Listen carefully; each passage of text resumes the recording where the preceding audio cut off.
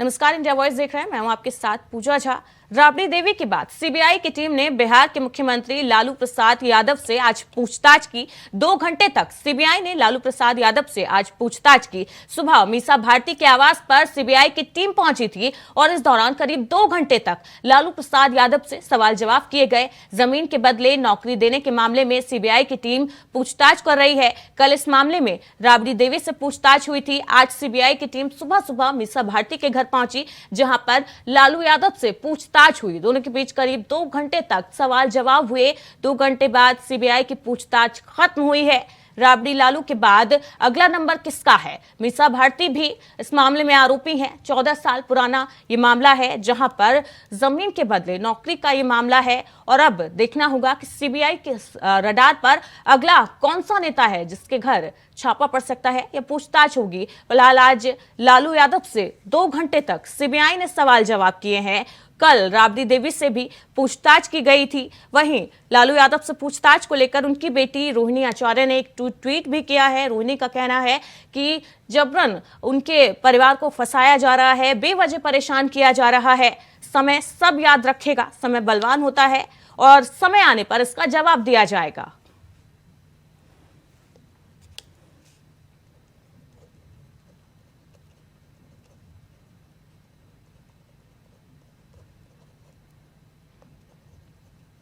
इस पर चर्चा के लिए चित्ररंजन जी हमारे साथ जुड़े हुए हैं, आरजेडी प्रवक्ता। साथ ही राम सागर जी हमारे साथ जुड़े हुए हैं, बीजेपी प्रवक्ता। चित्ररंजन जी, सबसे पहले आपके पास आना चाहूंगी, आपसे जानना चाहूंगी, और कितने घोटाले हैं आपके नाम? एक बार में लिस्ट बना के क्यों नहीं सीबीआई ईडी को थमा देते हैं? चारा घोटाला, अभी एक और पूरी लालू एंड फैमिली इस घोटाले में फंसी हुई है, क्या कहेंगे इसको लेकर? देखिए, फंसी हुई नहीं है, फंसाने का प्रयास हो रहा है। और यह भाजपा की रणनीति रही है। उसका अभी जो 2024 में चुनाव होने वाला है जी, तो भाजपा जो है तो काफी परेशान है। और लालू जी का परिवार तो शुरू से इसके टारगेट में रहा है, क्योंकि जो है सो सांप्रदायिक शक्तियों का विरोध जिस मुखरता के साथ और भाजपा का विरोध जिस मुखरता के साथ आदरणीय लालू जी ने किया है, और फिर उसके बाद जो है सो उसी कंटिन्यूएशन में राबड़ी जी तेजस्वी जी सब लोगों ने विरोध किया है। तो स्वाभाविक रूप से जो है तो जिस ढंग से अन्य विपक्षी नेताओं को परेशान कर रही है, तो लालू जी का और लालू जी का परिवार तो शुरू से टारगेट में रहा है। लेकिन जनता जवाब भी देने का काम किया है। मैं आपको याद दिलाना चाहूंगा कि जब 2015 में जनता दल और आरजेडी की सरकार बनी तो भाजपा बेचैन हो गई, और उसके बाद में एक फर्जी केस लाद दिया गया जो 2004 से 2009 के बीच का मामला है। लालू जी उस समय रेल मंत्री थे और उस समय 90,000 करोड़ का जो घाटे में चल रही थी रेल, 90,000 करोड़ का प्रॉफिट हुआ रेलवे को। वह जो है सो उन पर जो है सो भ्रष्टाचार का आरोप लग रहा है। और कौन लगा रहा है? तो जिसने रेलवे को बेचने का काम किया, जो रेलवे को बेच रहा है। और 2009 के पहले का मामला को, और तब जो है तो 2017 में चित्ररंजन जी चारा घोटाले का आरोप लगा था, तो उसमें वो दोषी भी पाए गए थे। हालांकि राम सागर जी हमारे साथ जुड़े हैं, उनके पास आना चाहूंगी। राम सागर जी, सुना आपने चित्ररंजन जी ने क्या कहा? नहीं, सुन लीजिए। नहीं, चारा घोटाला का जब आपने जिक्र किया है तो सुन लीजिए जी, बोलिए। अभी वह न्यायिक प्रक्रिया के अधीन है। और जो है जब तक जो है सो आप अगर सुप्रीम कोर्ट आपको दोषी करार नहीं देता है तब तक जो है सो अब 4 केस में सजा याफ्ता हो गया, अभी तक न्यायिक प्रक्रिया के अंदर ही है। याफ्ता तो जो है सो आप अरे थोड़ा बहुत चित्ररंजन बाबू, कहाँ भ्रष्टाचार शिरोमणि लालू जी के चक्कर में पड़े हुए हैं। गृह मंत्री अभी जो है भारत सरकार के, उनको जो है सो जिला बदर कर दिया, राज्य बदर कर दिया गया था। तो वो तो खत्म हो गया ना केस, ये भी आप जानते हैं। चित्ररंजन जी, ये बताइए सजा याफ्ता का मतलब क्या होता है? नहीं, यह मैडम आप यह बताइए कि अगर जो है सो आज जिसको सजा हो गया है, कल वो हाई कोर्ट में मुक्त होगा। चित्ररंजन जी, ये तो आप दोनों के बीच का मामला है। आपके राष्ट्रीय अध्यक्ष मतलब क्या है? भ्रष्टाचार शिरोमणि लालू जी और जनता दल यू, जो आपका अभी महागठबंधन का साथी है, उसके राष्ट्रीय अध्यक्ष ललन सिंह जी के बीच का मामला है। जनता दल है सबसे। अरे केस करने वाले ललन सिंह, प्रमाण देने वाले ललन सिंह, तो एजेंसी तक पहुंचाने वाले ललन सिंह, तो आप ललन सिंह से फरियाइए ना। राष्ट्रीय जनता दल यू के राष्ट्रीय अध्यक्ष तो पदमान जुटा करके दिए थे एजेंसी को। वहाँ पर जो है सो वहाँ वॉशिंग मशीन है कि इसमें बीजेपी कहाँ है? राम सागर जी, ये तो आप बताइए, दोनों के राम बीच का सागर जी मामला सुन है। रहे हैं आप? भ्रष्टाचार का आरोप लगा, चला गए भाजपा में, सारा केस वापस हो गया। अभी हेमंत बिस्वा शर्मा इनके मुख्यमंत्री बने हुए हैं आसाम के। राम सागर जी, ये ऐसे बताइए, गलत बयानी मत कीजिए, किसी आदमी का केस ठीक है। वापस नहीं हुआ है। आप ये बताइए, विपक्ष आप एकजुट होने की भ्रम मत कोशिश कर फैलाइए। रहा है? नहीं उसे पूछिए ना राम सागर बाबू से। हेमंत बिस्वा शर्मा पर यही ना आरोप लगाने वाले हैं, मुकुल राय पर यही ना आरोप लगाने वाले हैं, अजीत पवार पर यही ना आरोप लगाने वाले हैं। अरे हम आरोप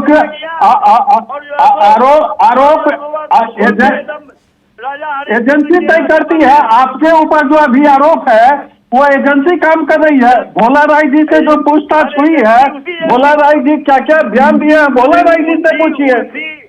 उसी एजेंसी के बारे में ना कोर्ट कहा है।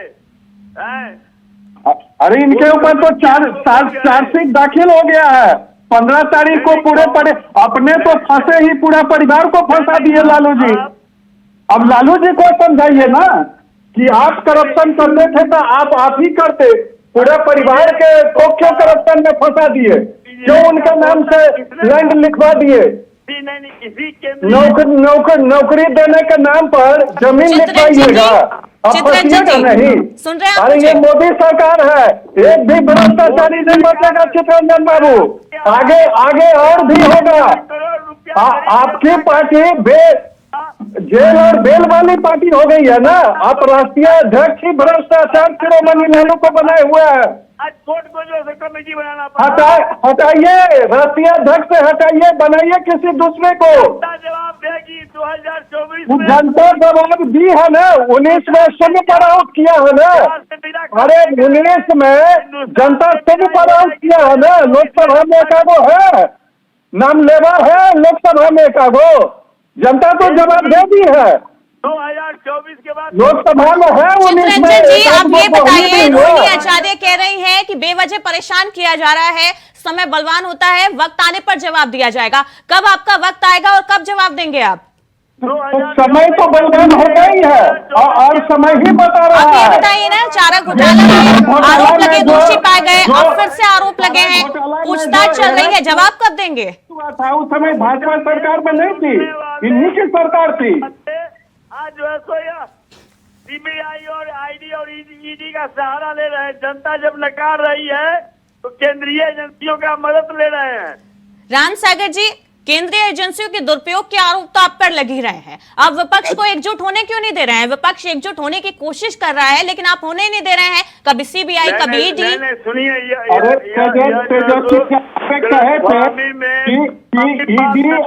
आपको नहीं लगता लालू प्रसाद यादव बीमार है, किडनी ट्रांसप्लांट हुआ है और अब उन पर ये आरोप लगा, सीबीआई पूछताछ कर रही है, तो परेशानी नहीं होगी?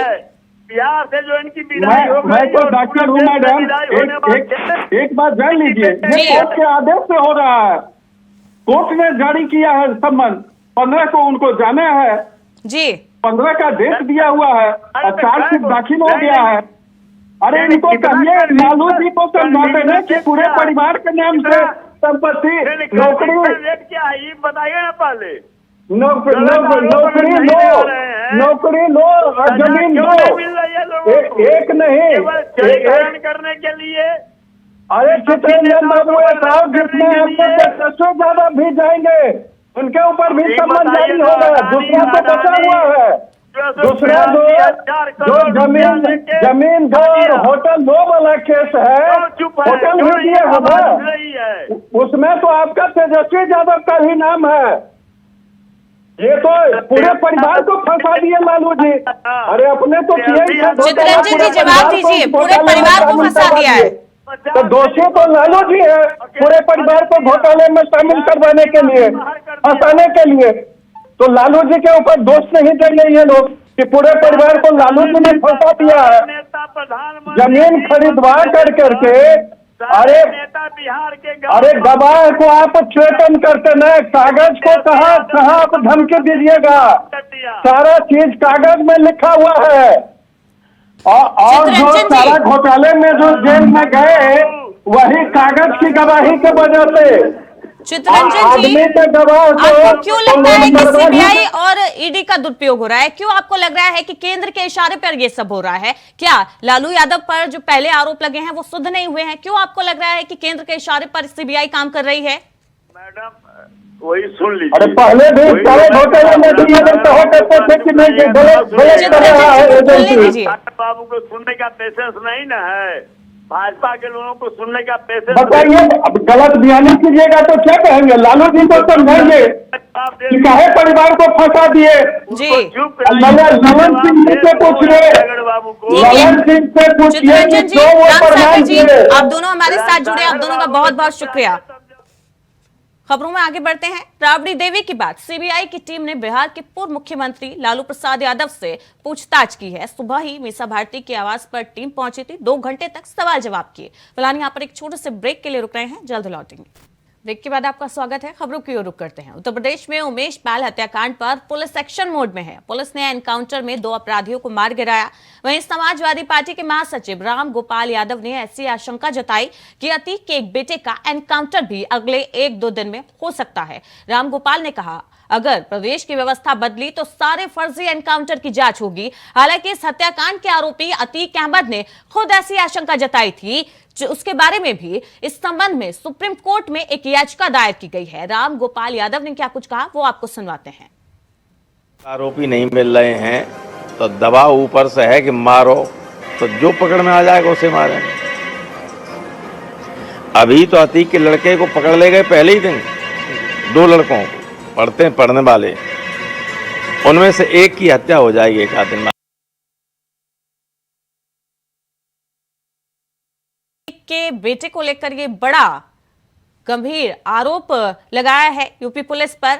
2 एनकाउंटर उमेश पाल हत्याकांड में अब तक हो चुके हैं और राम गोपाल यादव की माने तो 1-2 दिन में अतीक के एक बेटे की भी हत्या हो सकती है। ऊपर से दबाव है, असली आरोपी जो हत्या के हैं वो पकड़ में नहीं आ रहे हैं पुलिस के, और ऊपर से कहा जा रहा है कि जो भी मिले उसका एनकाउंटर करो। इसलिए आशंका जताई जा रही है कि अगले 1-2 दिन में अतीक के एक बेटे की हत्या हो सकती है। राम गोपाल यादव का ऐसा कहना है।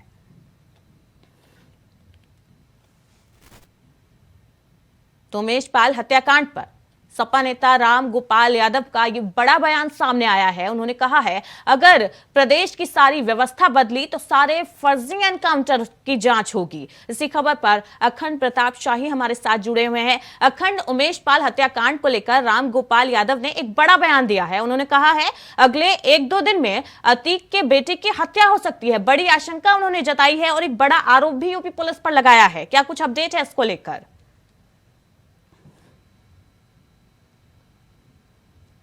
अखंड, आपको हमारी आवाज मिल रही है?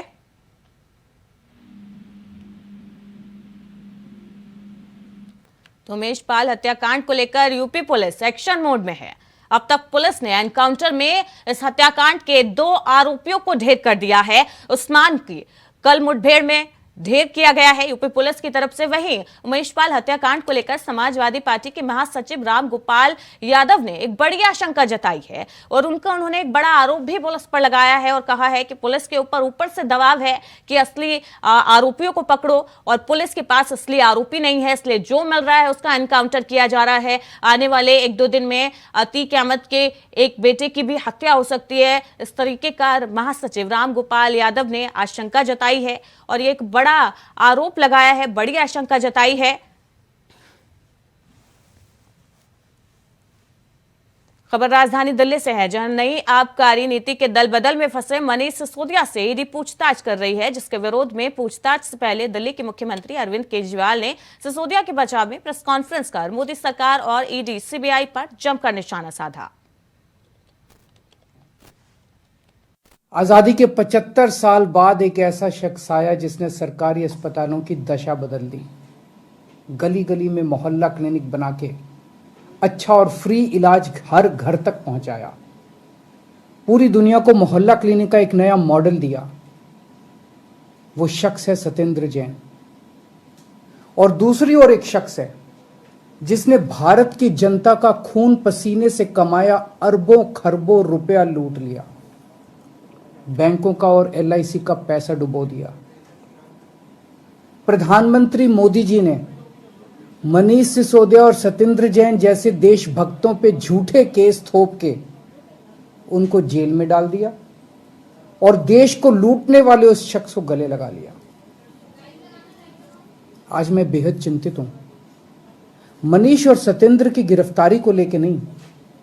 मनीष सिसोदिया और सत्येंद्र जैन बहुत बहादुर हैं, देश के लिए जान भी दे सकते हैं। जेल की कोठरी उनके बुलंद हौसलों को नहीं तोड़ पाएगी।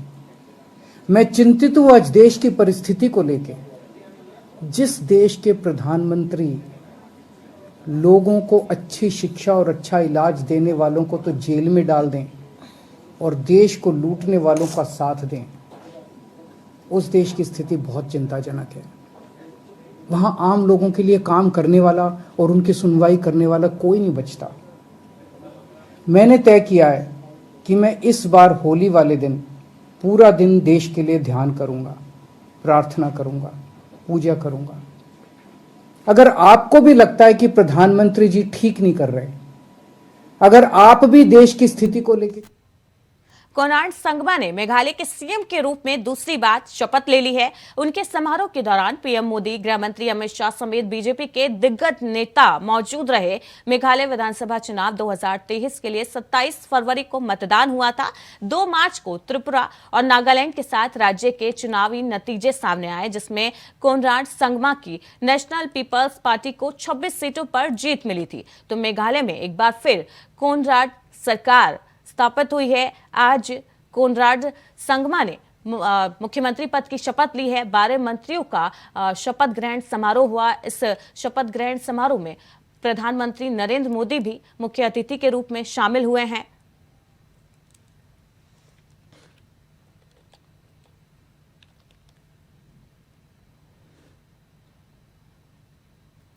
तो मेघालय में कोनराड संगमा ने एक बार फिर से मुख्यमंत्री पद की शपथ ली है।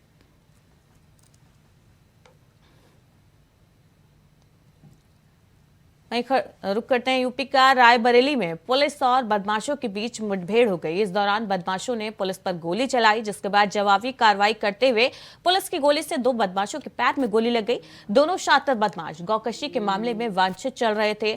बदमाशों के पास से अवैध तमंचा और कारतूस बरामद हुआ। अघौरा बॉर्डर के पास वाहन चेकिंग के दौरान ये मुठभेड़ हुई है। तो रायबरेली में पुलिस और बदमाशों के बीच मुठभेड़ सामने आई। मुठभेड़ में पुलिस ने बदमाशों पर गोली चलाई। जवाबी फायरिंग में 2 बदमाश घायल हो गए हैं। गौकशी के मामले में ये आरोपी वांछित चल रहे थे, जिनको फिलहाल पुलिस ने हिरासत में लेकर अस्पताल में भर्ती कराया, जहां पर उनका इलाज चल रहा है। थाना बछरावा पर दिनांक 1 तारीख को गोकशी की एक घटना हुई थी, जिसके संबंध में तत्काल थाने द्वारा क्राइम नंबर 119/23 पंजीकृत किया गया था, जिसमें 4 अभियुक्त वांछित चल रहे थे। इन अभियुक्तों की गिरफ्तारी के लिए हमारी स्वाट सर्विलांस की टीम और थाने की टीम गठित की गई थी। उन टीमों के द्वारा मुखबिर के माध्यम से ये सूचना मिली कि इन चारों को लोकेशन पिछली रात को अघौरा बॉर्डर पर पाया जा रहा है। इस सूचना पर पुलिस की टीम मौके पर रवाना होकर के चारों तरफ से घेराबंदी की, अभियुक्तों को पकड़ने का प्रयास किया। अभियुक्तों ने अपनी गिरफ्तारी से बचने के लिए प्रतिरोध किया और पुलिस पर फायरिंग की।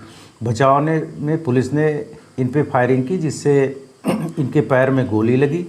मौके पर 2 अभियुक्त गिरफ्तार किए गए, सलीम और इमरान।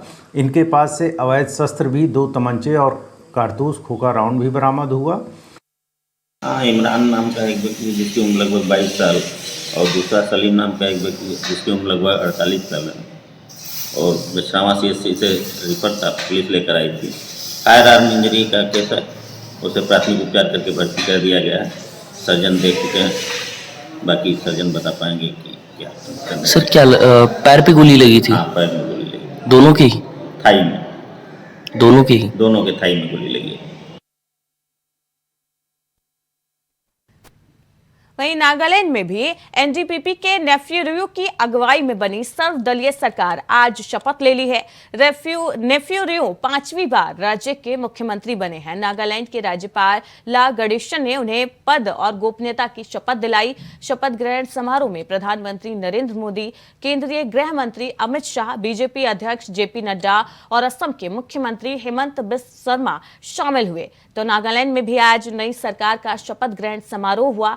5वीं बार नेफ्यू रियो सीएम बने हैं। नागालैंड के पीएम मोदी की मौजूदगी में उन्होंने मंत्री पद की शपथ ली। राज्यपाल ला गणेशन ने उनको मंत्री पद की शपथ दिलाई है।